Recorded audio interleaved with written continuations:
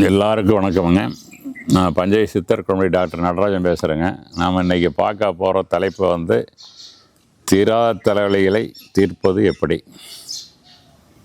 இதுதான் நம்ம பார்க்க போகிறோம். தலைவலியில் ஆயிரத்துக்கு மேலே வகையான தலைவலி இருக்குது. அதனால் ஒவ்வொரு தலைவலியும் ஒவ்வொரு ரோதம். ஒவ்வொருத்தருக்கும் ஒவ்வொன்று தலைவலியாக இருக்குது. சில பேர்த்துக்கு பிள்ளைனால தலைவலி வரும், குழந்தைனால தலைவலி வரும், சம்சாரத்தினால தலைவலி வரும், வேலை செய்கிற ஆளுனால தலைவலி இருக்குது. ஒவ்வொருத்தருக்கும் ஒரு பிரச்சனை.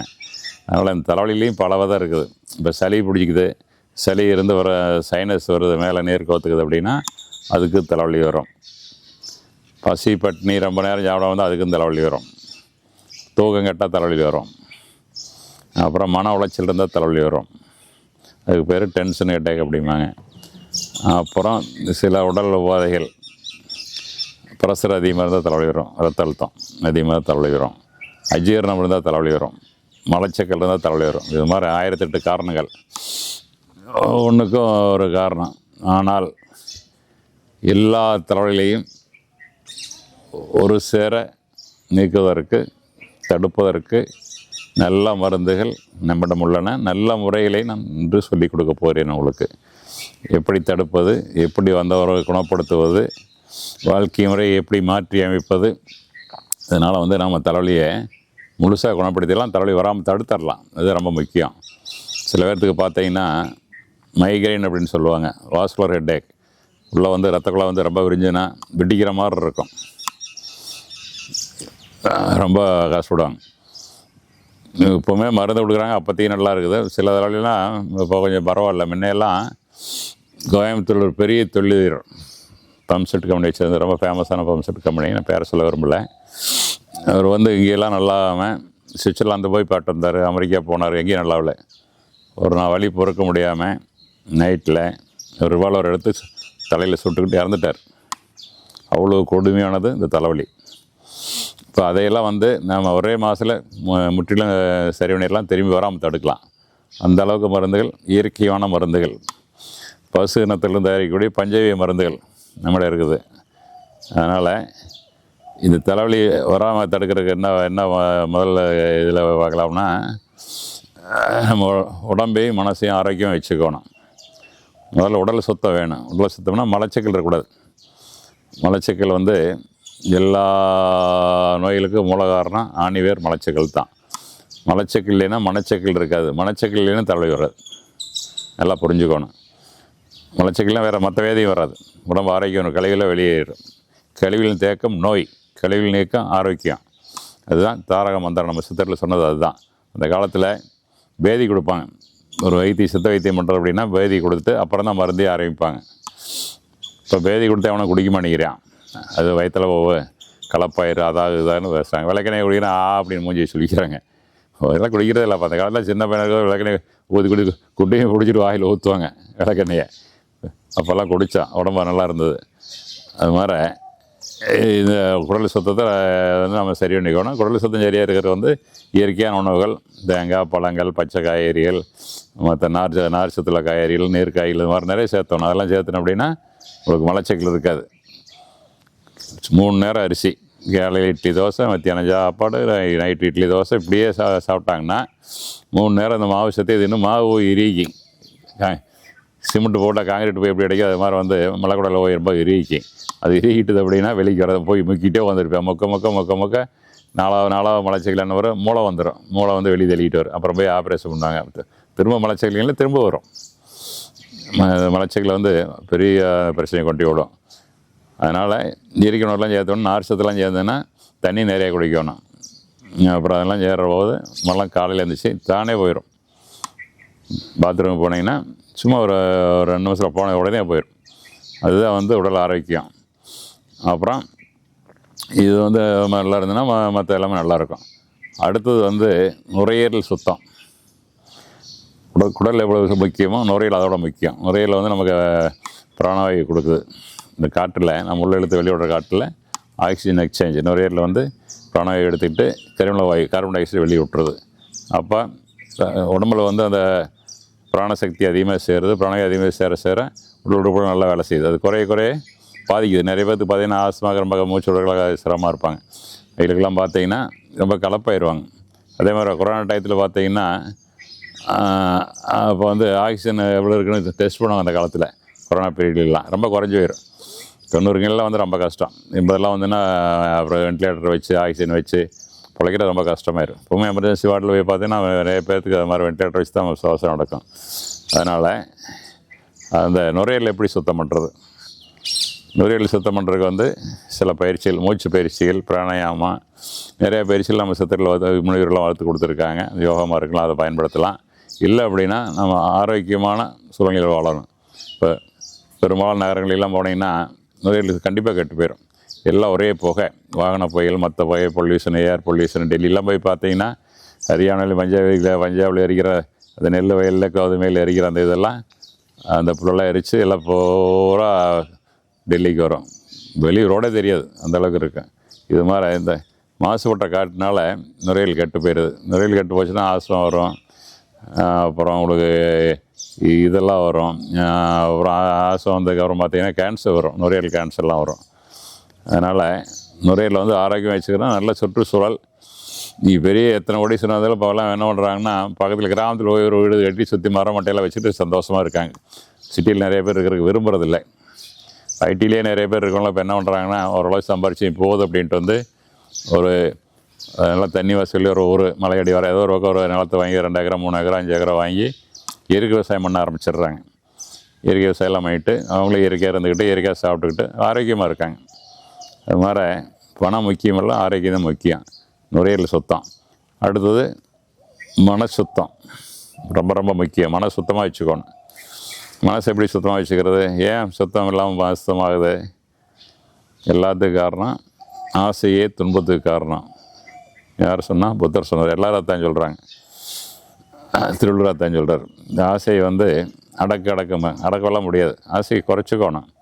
கொஞ்சமாக ஆசையை குறைச்சிங்கன்னா அந்த துன்பம் போயிடும். ஆசை அதுக்கு தொட்டதுக்கெல்லாம் ஆசைப்படுறோம், அதுக்கு ஆசைப்படுறோம், இதுக்கு ஆசைப்படுறோம், கண்டதுக்கெல்லாம் ஆசைப்படுற போது அதுக்காக உழைக்க வேண்டியிருக்குது, அதுக்கு அலைய வேண்டியிருக்குது. நம்ம எதிர்பார்த்தது கிடைக்கல அப்படின்னா மனம் சோர்வாயிருது. அப்போ மனச்சிக்கல் வந்துடுது. மனத்தில் அமைதி இல்லை, சிக்கல் இல்லைன்னா உருப்படியாக ஒரு வேலையும் செய்ய முடியாது. மனசு வந்து அமைதியாக சந்தோஷமாக வந்து ஒரு வேலையை வந்து திருப்தியாக அதிலேயே கவனத்தை செலுத்தி ஒழுங்காக செய்ய முடியும். வேலையை ஒழுங்காக செய்ய முடியும். வேலை ஒழுங்காக செய்யலைன்னா வருமானம் போயிடும், மற்ற சிக்கல்லாம் வரும். அப்புறம் மனநல மருத்துவமனைக்கு போய் அவங்க கொடுக்குற மாத்திரையை சாப்பிட்டு ஐஸுக்கு நடைபெறமாக நடந்துக்கிட்டே இருக்க வேண்டியதான். மூளை வேலை செய்யாது, அவசியத்து இருக்கிறது ஒன்றும் இருக்காது. அப்போ இந்த மூளை சுத்தம் பண்ணிட்டு அப்படின்னா தலைவலி பெரும்பாலும் வராது. நுரையீரல் சுத்தம் பண்ணி அப்புறம் மூளை சுத்தம் பண்ணுறதுக்கு வந்து சளி கிளி அதெல்லாம் பிடிக்காமல் இருக்கிறதுக்கு அதுக்கு அந்த காலத்தில் நசீவன் கொடுப்பாங்க. மூக்கு சொட்டு பருத்து மாதிரி மூக்கு விடுவாங்க. மண்டையில் இருக்கிற நீரெல்லாம் கழுவி கீழே கொண்டு தொடர்ந்து எல்லாம் ஒளி எல்லாம் ஓடியாந்துடும். வல்லார் தான் சொல்கிறார். எல்லோரும் வந்து அந்த மூளை இது பண்ணுறதுக்கு அதில் பண்ணுறது கரிசலாங்கண்ணி இதை எண்ணெயில் போட்டு இது பண்ணி உள்நாக்கில் தடவை சொல்கிறார். மேலே தடவைன்னா உலலை எடுத்தல் அப்படிங்கிறார். அந்த மேலே மண்டையில் இருக்கிற அந்த இதெல்லாம் அந்த தேவையில்லாத நேரெலாம் அதெல்லாம் பூரா வெளியே வந்துடும். அப்போ மண்டை சுத்தமாயிரும், மண்டை பளிச்சுன்னு இருக்கும், மூளை நல்லா வேலை செய்யும், தியானத்துக்கு நல்லாயிருக்கும். அது மாதிரி அதையும் சுத்தமாக வச்சுக்கணும். அதாவது மூச்சு குழாயில் இருக்கக்கூடியது மூக்கில் ஆரம்பிச்சு நுரையீரல் வரைக்கும் சுத்தமாக வச்சுக்கணும். ரெஸ்பிரேட்டரி அதாவது மூச்சு மண்டலம்னு சொல்லுவாங்க. அப்புறம் இதெல்லாம் இப்போ நல்லா இருந்தது அப்படின்னா பெரும்பாலும் தலைவலி வராது. சரி, ரைட்டு. இது வரைக்கும் வராமல் தடுக்கிறதுக்கு என்ன இருக்குதுன்னு பார்த்தோம். இப்போ வந்த முறவு குணப்படுத்துறது அப்படின்னு பார்க்கலாம். நம்ம அடிப்படையாக நான் ஒரு மருத்துவன். அடுத்தது இது முக்கியமாக உங்களுக்கு எல்லாத்துக்கும் சொல்லித்தரணும். அதாவது தீராத தலைவலிகளுக்கு நம்ம என்ன செய்வோம் அப்படின்னா, சைனஸாக இருந்தாலும் சரி, வேறு இது வாஸ்குலர் அட்டாக் மைக்ரைன் மாதிரி இருந்தாலும் சரி, வேறு எந்த தலைவலியாக இருந்தாலும் மன அமைதி இல்லாமல் டென்ஷன் அட்டாக்னு சொல்லுவாங்க. எல்லாம் எடுத்து பார்ப்பாங்க, எம்ஆர்ஐ பார்ப்பாங்க, அதை பார்ப்பாங்க, இதை பார்ப்பாங்க, மண்டை போட்டு கழுவி ஊற்றி எல்லா டெஸ்ட்டும் எடுத்து பார்த்துருவாங்க. கடைசியில் வந்து எவ்ரிதிங் நார்மல், எல்லாம் நல்லா இருக்குது, இது வந்து டென்ஷன் அட்டாக், மன அழுத்தம் தான் அப்படின்னு சொல்லிவிட்டு அதுக்கு ட்ரான்குலைசர் மாத்திரை கொடுப்பாங்க. மனசு அமைதியாக இருக்கிறதுக்கு தூங்குறதுக்கு மாத்திரை கொடுப்பாங்க. ஐசி தின்னுக்கிட்டு இப்படியே வண்டியை ஓட்டிக்க அப்படின்ட்டுருவாங்க. குணப்படுத்துறதுக்கு வழி இல்லை. இதுக்கு வந்து நம்ம மருத்துவத்தில் நாம் என்ன பண்ணுறோம்னா, இயற்கை மருத்துவத்துலேயும் நம்ம பஞ்சை மருத்துவத்துலேயும் இதுக்கு வந்து முதல்ல என்ன பண்ணுறோம் அப்படின்னா, காலை உணவை தவிர்த்துடணும். காலை உணவை தவிர்த்துட்டு காலையில் வந்து வில்லு மரத்து இலை இருக்குது. வில்லு மரத்து இலையை ஒரு கைப்பிடி ஒரு 50 இலையை எடுத்து மிக்சியில் போட்டு ஒரு டம்ளர் தண்ணி விட்டு அடித்து ஜூஸ் மாதிரி பண்ணி வடிகட்டி குடிக்கணும். காலையில் ஒரு 6 மணிக்கு 7 மணிக்கு மொதல் வேலை அதை குடிச்சிடணும். குடிச்சோன்னா அது என்ன வேலை செய்யுது அப்படின்னா, வில்லத்தில் வந்து 3 இலை இருக்குது. சிவனுக்கு 3 கண், அது மாதிரி வில்லத்தில் 3 இலை. நமக்கு தோஷம் 3 தோஷம். என்ன தோஷம் அப்படின்னா 3 குற்றங்கள்: வாதம், பித்தம், கவம். குற்றமெல்லாம் அது அளவாக இருக்கணும். எச்சா கம்மியாக இருந்ததுன்னா பிரச்சனை வரும். இப்போ கரண்ட் வருது, வோல்டேஜ் கம்மியானாலும் பிரச்சனை, அதிகமானாலும் பிரச்சனை. அது மாதிரி எல்லாமே ஓரளவுக்கு சமமாக இருக்கணும். இதில் ஏற்றத்தாழ்வு இருந்ததுன்னா, பித்தம் அதிகமாக இருந்ததுன்னா பித்த நோய்கள் வரும். இந்த தலைவலி, அல்சர் வரும், வயிற்றுலி வரும், மலச்சிக்கல் வரும், மூளை வரும். அதே மாதிரி வாதம் அதிகமாக தான் நரம்பு வலிகள், மூட்டு வலி, கழுத்து வலி, இடுப்பு வலி, கைகால் நடுங்கிறது, நரம்பு சதுர இதெல்லாம் வரும். அதே மாதிரி கவம் அதிகமாக இருந்ததுன்னா மூக்கு அடைக்கிறது, தும்மல் வர்றது, சைனஸ் வர்றது, அப்புறம் சளி, அப்புறம் ஆஸ்துமா, இறைப்பு, மூச்சு இறைப்பு, அது மாதிரி அந்த வேதியில் வரும். இது எல்லாத்தையும் ஒரு பேலன்ஸில் வச்சுருந்தோம் அப்படின்னா எல்லா வேதி நீங்கிறது. பேலன்ஸில் வைக்கிறதுக்கு 3 இதையும் சரி பண்ணுறதுக்கு இந்த 3 இலைகளுடைய வில்லும் தான் சிறந்த இது. அதை வந்து டெய்லி காலையில் குடிச்சிட்டு அப்படின்னா, குடிச்சிட்டு காலையில் எதுவும் சாப்பிடக்கூடாது. ஒரு 4 மணி நேரம் 5 மணி நேரம், ஒரு 10 மணி 10:30 மணிக்கு மேலே தான் சாப்பிடணும். வயத்தை காய போட்டுறணும். காலையில் தண்ணியை குடிச்சலாம், வேறு எதுவும் சாப்பிட்டுக்கலாம். காலையில் எதுவும் சாப்பிடக்கூடாது. டீ காப்பியெல்லாம் ஆகாது, பால் அதெல்லாம் எதுவுமே ஆகாது. குடிச்சிட்டு ஒரு 10:30 மணி 11 மணிக்கு மதிய உணவையும் காலை உணவையும் ஒன்றரை சேர்த்து நீங்கள் திருப்தியாக சாப்பிட்டுக்கலாம். ஒன்றும் அளவெல்லாம் கிடையாது. அது மாதிரி பண்ணோம் அப்படின்னா, முடிஞ்ச வரைக்கும் கொஞ்சம் இயற்கை உணவு இருந்தால் நல்லது. அது மாதிரி பண்ணோம் அப்படின்னா இந்த தலைவலியே வராது. இயற்கை மருத்துவத்தில் என்ன சொல்கிறாங்கன்னா, காலை உணவு கவலையின் தொடக்கம் அப்படிங்கிறாங்க. காலையில் சாப்பிட்ற உணவு வந்து அதுதான் கவலையின் தொடக்கம். நீ காலை நல்லா திருப்தியாக சாப்பிட்டு போய் பாருங்கள். நீ ஆஃபீஸ் போங்க, ஒரு வேலைக்கு போங்க, போனது கொட்டையாக வரும். ஒரு 1/2 மணி நேரம் சோம்பலாக இருக்குது. சோம்பல் முறிக்கிறதுக்கு 1/2 மணி நேரம் ஆகும். அதனால் என்ன பண்ணுறாங்க, ஆளுகள்லாம் எந்த ஆஃபீஸில் இருந்தாலும் ஆஃபீஸுக்கு போனதே இப்போ ஒரு காப்பி கொண்டு வாங்குறாங்க, டீ கொண்டு வாங்குறாங்க, அதை சாப்பிட்டு ஒரு சிகரெட்டை பற்ற வைக்கிறாங்க. அப்புறம் தான் இன்ஜின் ஸ்டார்ட் ஆகுது. நீ பார்த்துருப்பீங்க நிறைய பேர்த்துக்கு. அது மாதிரி இருக்கிற இடத்துல பார்த்தா நெச்ச கடலுக்கு சேர்த்துறாங்க. அப்போ என்ன காரணம் அப்படின்னா, நான் இரவு சாப்பிட்ட உணவு காலையில் ஜீரணம் இருக்காது. நீ நிறைய பேர்த்து பார்த்துருக்க, நீங்கள் உழுக்க பார்த்துருக்கலாம். சில சமயத்தில் பித்தம் அதிகமாகி காலையில் வாந்தி எடுத்திங்கன்னா பார்த்தீங்கன்னா, இரவு சாப்பிட்ட உணவு அரிசி பருக்க வெளியே வரும் காலையில். அப்படின்னு என்ன அர்த்தம்? இன்னும் தயக்கம் இருக்குது. பசித்து உணவு அதை திரும்ப ஒன்று வள்ளுவர் சொல்லியிருக்கார். ஆனால் இரவு சாப்பிட்ட உணவு செரிக்கலை. நீங்கள் டயத்தை பார்த்து சாப்பிட்றீங்க, பசியை பார்த்து சாப்பிட்றதில்ல. டயத்தை பார்த்து சாப்பிட்ற போது 8 மணிக்கு ஆட்டோமேட்டிக்காக இது ஃபீலிங் வந்துட்டு போய் சாப்பிட ஆரம்பிச்சிடுறீங்க. அப்படி சாப்பிடக்கூடாது. வயிற்றில் காலையில் காய போட்டோம்னா 10-12 மணிக்கு எல்லாம் கம்ப்ளீட் முதல்ல இருந்தெல்லாம் ஜீரணம் ஆயிரும், வயிறு இறப்ப காலி ஆயிரும். அப்புறம் 12 மணிக்கு நல்லா தெரிஞ்சு சாப்பிட்டுக்கலாம். அப்புறம் இரவு உணவு நேரமே சாப்பிட்டுக்கலாம். ஒரு 6 மணி 7 மணிக்கே சாப்பிட்டுக்கலாம். அதாவது 3 வேளை உணவு 2 வேளை பண்ணுறோம். இடையில சாயங்காலம் 4-5 மணிக்கு படிச்சதுன்னா நீ இதில் பழங்கள் சாப்பிட்டுக்கலாம், ஒன்றும் தப்பு இல்லை. இது மாதிரி பண்ணோம்னா முதல் படி இது. 2வது படி என்ன பண்ணுறோன்னா, நம்ம பஞ்சை மருந்துகளை அமிர்த சஞ்சீவி, சிவனின் பிரசாதம், பசுமாட்டின் கொடை, கோமாவுடைய கொடை இது. இதை சாப்பிட்லாம். இது காலையிலையும் சாயங்காலம் ஒரு 30 மில்லி பெரியவங்களுக்கெல்லாம் ஒரு தண்ணியில் பச்சை தண்ணி கலந்து குடித்தோம்னா எல்லா பிரச்சனையும் சால்வ் ஆயிரும். குடலும் சுத்தமாயிரும், நுரையீரலும் சுத்தமாயிரும், அப்புறம் மூக்கெல்லாம் தலையெல்லாம் சுத்தமாயிரும், மனசு கொஞ்சம் அமைதியாயிரும். இதெல்லாம் ஆகிட்டுன்னா தலைவலி ஒரு 15 நாளே ஓடி போயிடும். 1 மாதத்துக்கு அப்புறம் தலையே வராமல் பண்ணிடலாம். அந்த அளவுக்கு அந்த அமிர்த சஞ்சீவிங்கிற நம்ம மருந்து, மாமருந்து, அது எல்லோரும் குடிக்கலாம், எல்லா வேதியும் குடிக்கலாம். அது ஒன்று. இதுக்கப்புறம் நம்ம புதுசாக ஒரு மருந்து இது பண்ணியிருக்கிறோம். ஒரு சொட்டு மருந்து நெசியோட மாதிரி ஏஆர்எஸ் சஞ்சீவி நேச்சுரல் ட்ராப்ஸ் மூக்குடுற மருந்து ஒன்று தயார் பண்ணியிருக்கிறோம். அந்த மருந்தை வந்து என்ன பண்ணுது அப்படின்னா, ஏஆர்எஸ் அப்படின்னா ஆல்ரவுண்ட் சஞ்சீவி, எல்லா வேதையும் கேட்கக்கூடிய இது சர்வ ரோக நிவாரணி மாதிரி அது எல்லாத்துக்கும் நிறையா விஷயத்தை கேட்கும். அதை வந்து காலையிலையும் இரவும் சாப்பிட்றதுக்கு முன்னாடி படுத்துக்கணும். படுத்துக்கிட்டு இதில் 3 சொட்டு, இதில் 3 சொட்டு, ஒவ்வொரு நாசிலையும் 3 சொட்டு விட்டோம்னா அது தொண்டை வரைக்கும் போயிடும். மூக்கிலிருந்து தொண்டை வரைக்கும் எல்லாம் கிளியர் பண்ணிடும். அப்புறம் 1 நிமிஷம் கழிச்சு எந்திரிச்சு வந்தோம்னா சளிக்கு இதெல்லாம் மண்டையில் இருக்கிற நீர் ஒவ்வொரு கெட்ட நீர் எல்லாம் வடிய ஆரம்பிச்சிடும். அதுதான் அந்த காலத்தில் நசிம்னு சொன்னாங்க. ஒவ்வொரு எல்லாம் வடிகிற போது மண்டை வந்து பளிச்சுன்னு ஆயிரும். சளி மூக்கடைப்பு இருந்தால் மூக்கடை போயிடும், சைனஸ் இருந்தால் சைனஸ் போயிடும், அப்புறம் தொண்டை கரகரப்பு இருந்தால் எல்லாம் சரியாயிடும். எல்லாம் சரியாகிற போது உங்களுக்கு வந்து தலைவலி வராது. இது எல்லாருமே டெய்லி உடற்பயிற்சி போட்டுக்கலாம். இது மூக்கு விடுறது என்னென்னா கண்ணுக்கு நல்லது, கண் பார்வையும் நல்லாயிருக்கும். மூணாவது மூளை போய் சுருன்னு மேலே மூளை வரைக்கும் ஏறும், மூளையை தூண்டி விடுது, மூளை சுத்தம் பண்ணுது, ஆக்டிவேட் பண்ணுது. அதாவது மூளை தூண்டி விடுற போது நல்லா செயல்படுது, ஞாபகத்தை அதிகமாகும். அவங்களுக்கு வந்து புதிய புதிய எண்ணங்கள்லாம் வரும், புதிய புதிய கண்டுபிடிக்கல் வர்ற மாதிரி புதிய புதிய எண்ணங்கள்லாம் வரும். அதனால் அதையும் உபயோகப்படுத்தலாம். அப்புறம் சில பேர்த்துக்கு வந்து தூக்க மாட்டாங்க, பொழுதுக்கு செல்ஃபோன் ஓடிக்கிட்டு இருப்பாங்க, அலைவாங்க, காரில் போவாங்க, பைக்கில் போவாங்க, வெயில் சுற்றுவாங்க. அவளுக்கு வந்து உடம்பு உஷ்ணம் அதிகமாயிடும். உஷ்ணம் அதிகமாகிட்டுன்னா, வெப்பம் அதிகமாகிட்டுன்னா அது வந்து பல பிரச்சனைகளை உண்டு பண்ணும். அது வெப்பம் அதிகமாக அதே மாதிரி இதில் வந்து மலச்சிக்கல்லாம் வரும், தலைவலி வரும், அது எல்லா பிரச்சனையும் வரும். அதெல்லாம் வர்ற போது அப்போ வந்து அதுவுமே இதாகும். அப்போ அதுக்கு ஒரு இது தைலம் வச்சுருக்கு, கருவூரார் சஞ்சீவி தைலம்ன்ட்டு. அது ஒரு வர்ம தைலம்.